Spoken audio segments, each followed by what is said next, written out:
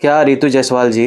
क्या यूआईसी साहब के बारे में जिसको जानकारी है ना, मैं चैलेंज करता हूँ कि वो मतलब बीजेपी की भी टीम है। मैं चैलेंज से कर सकता हूँ कि कितना पैसा लेता है, ऐसा क्या करता है। एक विधानसभा चुनाव और एक लोकसभा चुनाव हार करके सीख नहीं मिली आपको? अभी एक वीडियो देखे, उसमें रितु जायसवाल बैठी हैं और वहां पर खड़ा होकर के एक आदमी कह रहा है कि असदुद्दीन ओवैसी बीजेपी का बी टीम है, कहाँ से कितना पैसा लेता है, कैसे लाओ, हम सब समझा देते हैं। अच्छा, और ये गधा आदमी कह रहा है कि अनवर साहब का बेटा 10-12 हजार वोट ले आता है और अच्छे कैंडिडेट को चुनाव हरवा देता है। 100 वोट से इलेक्शन हारी है। आज हमारे परिहार विधानसभा में क्या काम लगा हुआ है? एक भी आदमी से हमारे परिहार विधानसभा के कोई बता दी कोई अच्छा हमारे यहाँ काम हुआ है? कुछ अच्छा काम नहीं हुआ है। हम ये कहना चाहते हैं कि आज यूआईसी साहब के बारे में जिसको जानकारी है ना, मैं चैलेंज करता हूँ।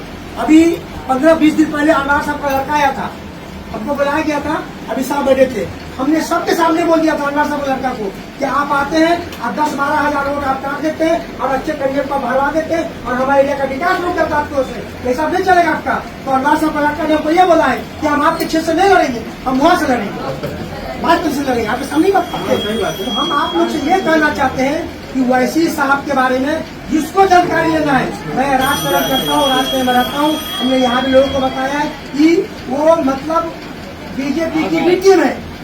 मैं चैलेंज से कर सकता हूँ कि कितना पैसा लेता है, ऐसा क्या करता है, वो करके और हमारा वोट डायरेक्ट तकदीर का नारा लगाता है और हमारा वोट ले लेता है और वोट लेकर बीजेपी को फायदा पहुंचाता है और बीजेपी को फायदा पहुंचाने से हमारा नुकसान होता है।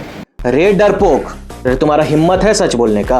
इसको हिम्मत नहीं है, बताएं क्यों? ये मुंह खोल करके नहीं बोलेगा कि रितु जायसवाल यादवों के वजह से चुनाव हारी थी। तो 10 से 12 हजार के लिए अमजद हुसैन पर तुम सवाल उठाते हो इस वजह से कि तुम सोचते हो कि मुसलमानों को हम बोलेंगे उल्टा सीधा, ये गिर करके आरजेडी के पास आएंगे। लेकिन यादव को अगर बोल दिए तो पूरे के पूरे यादव इस बार आरजेडी को छोड़ करके फिर से राम नरेश यादव को वोट दे देंगे। इसकी हिम्मत नहीं है ये बोलेगा कि 20 से 25 हजार यादव समाज के लोगों ने बीजेपी को राम नरेश यादव को परिहार में वोट देकर के विधायक बनाया है। और इल्जाम लगाओगे असदुद्दीन ओवैसी पे, बीजेपी का बी टीम है, लाइए लिख के दे देते हैं कि कहां से कितना पैसा मिलता है। इल्जाम लगाओगे अमजद हुसैन पर, अच्छा कैंडिडेट को हरा देता है और हम लोग बुरा कैंडिडेट हैं। अमजद हुसैन बुरे आदमी हैं और ओवैसी गलत आदमी है और सबसे सही कैंडिडेट परिहार के लिए रितु जायसवाल है। परिहार के भाइयों, एक बात समझो, आज रितु जायसवाल जी को बीजेपी बुला करके अगर विधानसभा का टिकट दे दे तो इसकी क्या गारंटी है कि वो बीजेपी से चुनाव नहीं लड़ेंगी? आप अपने इतिहास से सीखते क्यों नहीं? रामकृपाल यादव, अजय निषाद, शत्रुघ्न सिन्हा सब बीजेपी से लड़ गए, लास्ट में आपको क्या मिल गया? और इतना ही सही कैंडिडेट है रितु जायसवाल। नानपुर के चटकौरा में जोहरा रुकैया के साथ जो बदसलूकी हुई, मुजफ्फरपुर के कटरा ब्लॉक जजुआर पंचायत में जो किरण और महजबीन बानों पे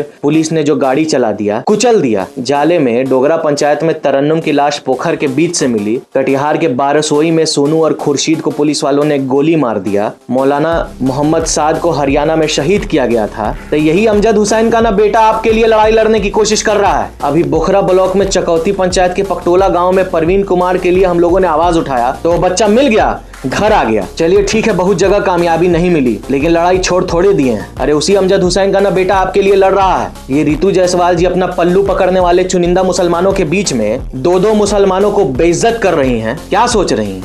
चुनाव जीत जाइएगा, छोड़िए हमारे अब्बा को और चाचा को। मैं साद अनवर, यदि अगर हमने चाह लिया तो 4 दिन के अंदर अंदर आपको परिहार विधानसभा में सरेंडर बुलवा देंगे। आई जो दरी भक्त मुसलमानों का आप मजमा लगा करके 2 मुसलमानों को बदनाम कर रही हैं, इनकी ये मजाल नहीं है कि बोल दें कि अमजद हुसैन अनवर को कुशवाहा समाज का वोट मिला था सौरभर में और मसहा में। वो कुशवाहा समाज के लोगों ने भी अमजद हुसैन अनवर को वोट किया था। 60% यादव समाज के लोगों ने राम नरेश यादव को वोट देकर के विधायक बना दिया। इनके हलक से ये आवाज नहीं निकलेगी कि ये जानते हैं कि यादव समाज को टारगेट करेंगे तो पूरा बीजेपी को वोट दे देंगे, राम नरेश यादव को। मुसलमानों को लात जूता मारेंगे, फिर भी मुसलमानों से बिना उन पर 1 रुपया खर्चा किए, बिना उनका दरवाजा खटखटाए वो आपको वोट दे देगा। यही आप लोग सोच रहे हैं, तो ये गलत फहमी आपका दिमाग से निकल जाएगा। यदि रितु जायसवाल जी 3 दिन के अंदर अंदर सार्वजनिक तौर से सोशल मीडिया के माध्यम से चाहे जैसे भी अगर आ करके आपने हमारे अब्बा अमजद हुसैन अनवर से माफी नहीं मांगी, साथ साथ परिहार के हर उस मुसलमान से जिनको ये आपके दरी भक्ति वाले लोग उल्टा सीधा बोल रहे हैं, अगर उन सब से माफी नहीं मांगी तो हम अपने किसी भाई को परिहार विधानसभा से मजबूती से नॉमिनेशन दिलवाएंगे और उन्हीं को चुनाव जिताने का काम करेंगे, क्योंकि आबादी हमारी अभी भी वहाँ 1 लाख है। 50,000 मर नहीं गए, घट नहीं गए। बिहार का तो नहीं पता, लेकिन सीतामढ़ी में 22 से 25% अल्पसंख्यक की आबादी है। 1/4 आबादी है तो 1/4 विधायक भी होना चाहिए, यानी 8 विधानसभा में से 2 विधानसभा अल्पसंख्यक समाज को जीतना चाहिए। अगर पहला बाजपट्टी है तो दूसरा परिहार ही है, भूलिएगा मत। और एक बात हम सीतामढ़ी नहीं, पूरे बिहार नहीं, सभी लोग को कहना चाहते हैं कि जलील होकर के जिंदा रहने से बेहतर है इज्जत से मर जाना। क्योंकि आप रितु जायसवाल जी,